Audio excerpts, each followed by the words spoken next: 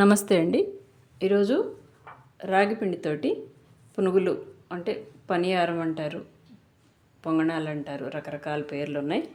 దీంతో మంచిగా హెల్దీ కదా, రాగులు విడిగా తినాలంటే కష్టంగా ఉంటుందని దీన్ని ఇట్లా స్వీట్ లాగా చేస్తున్నాను. ఇది ఈవినింగ్ స్నాక్కి పిల్లలకి అది పెట్టడానికి కూడా బాగుంటుంది.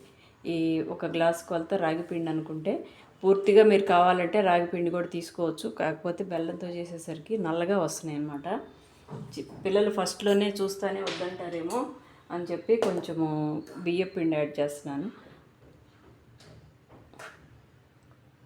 ఈ కప్పుతోటి ఒక కప్పుకి సరిపడా తీసుకొని ఇదే కప్పుతోటి పచ్చి కొబ్బరి తురిమి ఉంచుకున్నాను. తర్వాత బెల్లం కూడా నల్లగొట్టి ఉంచాను.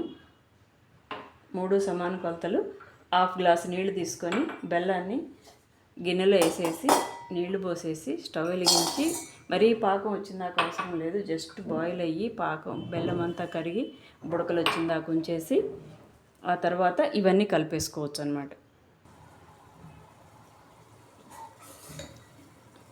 కరిగిపోయిందండి. ఇప్పుడు కొబ్బరి యాడ్ చేస్తున్నాను. ఫస్ట్ కొబ్బరి యాడ్ చేయాలి. ఎక్కువసేపు ఉడకక్కర్లేదు, వెంటనే రాగి పిండి కలపచ్చు.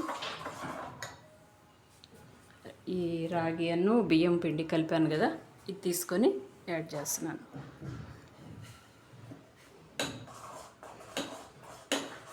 స్టవ్ ఆపేసుకొని ఇది నీట్గా కలుపుకొని ఆ తర్వాత ప్యాన్లో వేస్తాను.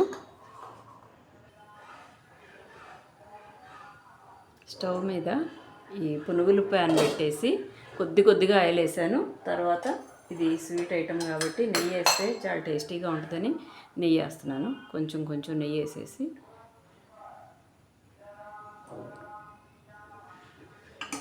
అది వేడెక్కనిచ్చేసి తర్వాత ఇందాక రెడీ చేసుకున్నాం కదా పేస్టు, ఇలా వస్తుంది అనమాట.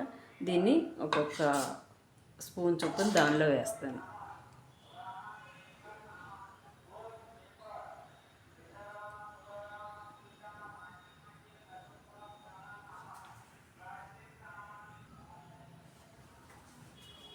ఇప్పుడు వేడెక్కిపోయిందండి. ఒక్కొక్క స్పూన్ చొప్పున వేస్తున్నాను.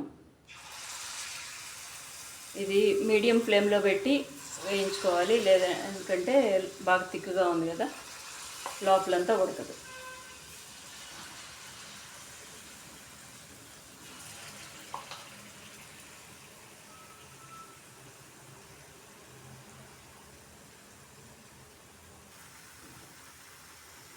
అన్నీ నింపిన తర్వాత మంట బాగా సిమ్లో పెట్టేసి వేగనివ్వాలి.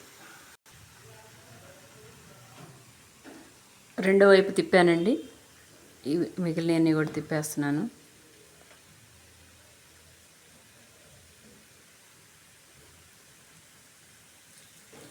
సేమ్ ఇందాకట్లాగే ఒక 5 మినిట్స్ ఆగితే రెడీ అయిపోతాయి.